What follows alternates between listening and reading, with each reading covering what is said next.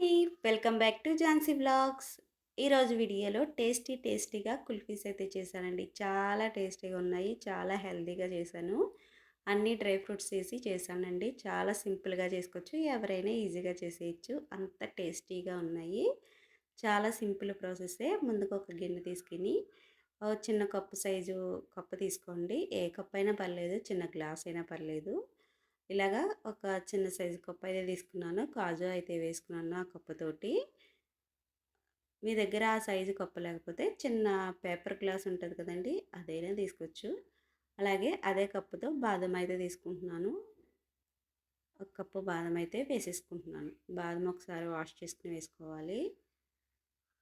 అలాగే 2 టేబుల్ స్పూన్ల పిస్తాలు అయితే వేసానండి. మకానా అలాగే 2 కప్పుల మకానా అయితే వేసుకోవాలి. దీంట్లో మకానా ఎక్కువ వేస్తున్నాం మనం. 2 కప్పుల మకానా అయితే వేసాను. 2 టేబుల్ స్పూన్ల కిస్మిస్. కిస్మిస్ అయితే ఎక్కువ వేసుకోకండి, లైట్గా పులుపు వస్తుంది. తక్కువ వేసుకోండి. 2 టేబుల్ స్పూన్ అయితే సరిపోతుంది. అలాగే డేట్స్ కూడా తీసుకున్నాను. 6, 7 డేట్స్ అయితే తీసుకోండి. కొంచెం స్వీట్గా ఉంటుంది. తక్కువ తీసుకుంటే స్వీట్ తక్కువగా ఉండి కుల్ఫీ అయితే బాగోదండి. కొంచెం ఎక్కువ డేట్స్ వేసుకోండి. ఒక 10 అయినా పర్లేదు, 8 అయినా పర్లేదు. ఎందుకంటే మనకి మక్కానే వేసాం కాబట్టి స్వీట్ పడుతుంది కాబట్టి ఇంకా డేట్స్లో సీడ్స్ తీసేసి వేసేసుకోవాలి. 4 యాలక్కాయలు అయితే వేసాను. అలాగే కేసరి, కొంచెం కేసరి అయితే వేస్తున్నాను. ఇది ఆప్షనల్. కొంచెం బాగుంటుంది కేసరి వేస్తేనే టేస్టీగా ఉంటుంది. కేసరి అయితే కొంచెం వేసాను.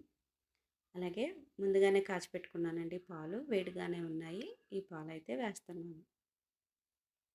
కొంచెం మునిగేలాగా వేసుకోండి. ఇవన్నీ మునిగేలాగా డేట్స్, మకానా, పిస్తాలు, బాదం, కాజు ఇవన్నీ వేసాం కదా, ఇవన్నీ ఒక స్పూన్తో కలిపేసుకొని ఇలాగ ప్రెస్ చేసుకుంటే మకానా పైకి తేలకుండా పాల్లో అయితే ఉంటుంది. ఇలాగ స్పూన్తో కదిపేసుకొని 2 గంటల సేపు అయితే మూత పెట్టుకుని పక్కన పెట్టుకోవాలి. 2 గంటలైనా పెట్టుకోవాలి, లేకపోతే 1 గంట అయినా పర్లేదు, 2 గంటలైనా పర్లేదు. మీకు టైం ఉంటే 1 గంట, లేకపోతే 2 గంటలు. 2 గంటలు అయితే నేను నానబెట్టానండి. 2 గంటల తర్వాత చూసారా మకానా అయితే పాలను అబ్జర్వ్ చేసుకుంటుంది. ఇంకా స్పూన్తో ఒక మిక్సీ జార్ తీసుకుని స్పూన్తో అయితే వేసుకుంటున్నాను. కొంచెం కొంచెం అంటే పాలుతో వేసేస్తే బాదం అనేది మిక్సీ సరిగ్గా పట్టదండి, పలుకుగా ఉంటుంది. అందుకే మొత్తం నేను డ్రై ఫ్రూట్స్ అన్నీ ఒక స్పూన్తో వేసేసుకుని లాస్ట్లో కొంచెం పాలు యాడ్ చేసి ఒకసారి తిప్పి అప్పుడు మళ్ళీ మిల్క్ అయితే యాడ్ చేశాను. మళ్ళీ మిల్క్ యాడ్ చేసి మళ్ళీ ఇంకో పల్స్ ఇవ్వాలి. అవి బాగా మెత్తగా పేస్ట్ అవ్వాలండి, లేకపోతే మనకి పలుకులుగా తగులుతుంది. నెక్స్ట్ మిగిలిన పాలు కూడా వేసేసాను. పాలు వేసిన తర్వాత వెంటనే మిక్సీ పట్టకూడదు. మనం స్పూన్తో ఇలా కదుపుతూ ఉంటే ఆ పాలు మనకి పేస్ట్లో కలుస్తుందండి. లేకపోతే పైన పాలు అది ఆ పేస్ట్ అనేది ఉండలుగా ఉంటుంది. మిక్సీ పట్టేసాను మూత పెట్టేసి. మనకి ఇలా ఉండాలండి, కన్సిస్టెన్సీ ఉండాలి. ఇలా జారుల్లా ఉండాలన్నమాట. జారుల్లా ఉంటే మనకి కుల్ఫీ అనేది వస్తుంది. ఇంకా ఇలాగ పేపర్ కప్స్ అయితే తీసానండి. దీంట్లోకి వేసేస్తున్నాను. మిక్సీ జార్తో వేసేసాను నేను, అది ఒలిగిపోతుందని. నెక్స్ట్ గరిటెతో అయితే వేసుకున్నాను. మనం అన్నం తిప్పుకునే గరిటె అయితే దీంతో నిండిపోతుందండి. ఒక గరిటె అయితే వేసుకుంటే మనకి పేపర్ కప్స్ అయితే ఫుల్ అయిపోతున్నాయి. ఒక 5 అయితే పేపర్ కప్స్లో వేసాను. నెక్స్ట్ కుల్ఫీ మౌల్డ్స్లో వేస్తున్నాను. కుల్ఫీ మౌల్డ్స్ కూడా ఉన్నాయి నా దగ్గర. ఇలా ఫుల్గా వేసేసాను. కుల్ఫీ మౌల్డ్స్లోని అన్నిటిలోని వేసేసాను. ఇంకా కుల్ఫీ మౌల్డ్స్కి అయితే మూతలు ఉన్నాయండి, అవి అన్నీ మూతలు పెట్టేశాను. ఇంకా ఐసు స్టిక్స్ ఉంటాయి కదండి, అవి అయితే పెడుతున్నాను. అన్నిటిలోని పెట్టేశాను. ఇంకా పేపర్ కప్స్కి అయితే అల్యూమినియం ర్యాపర్ ఉంటుంది కదండి, అదైతే పెట్టేస్తున్నాను.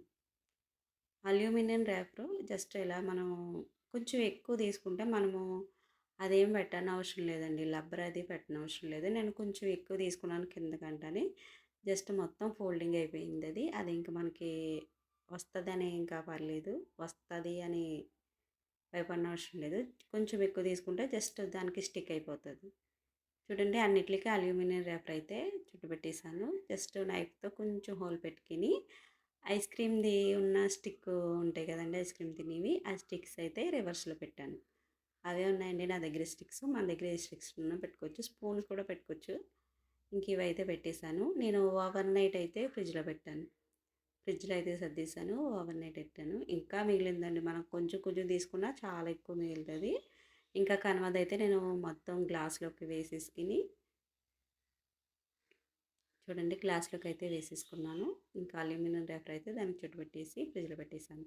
నెక్స్ట్ డే చూడండి మనకి కుల్ఫీస్ అయితే రెడీ అయిపోయాయి. జస్ట్ ఆ పేపర్‌ని చింపేస్తే పేపర్ కప్స్‌ని చింపేస్తే చాలా ఈజీగా వచ్చేసిందండి. చాలా ఈజీగా అయిపోయింది. చాలా టేస్టీగా కూడా ఉంది. చాలా బాగా వచ్చింది.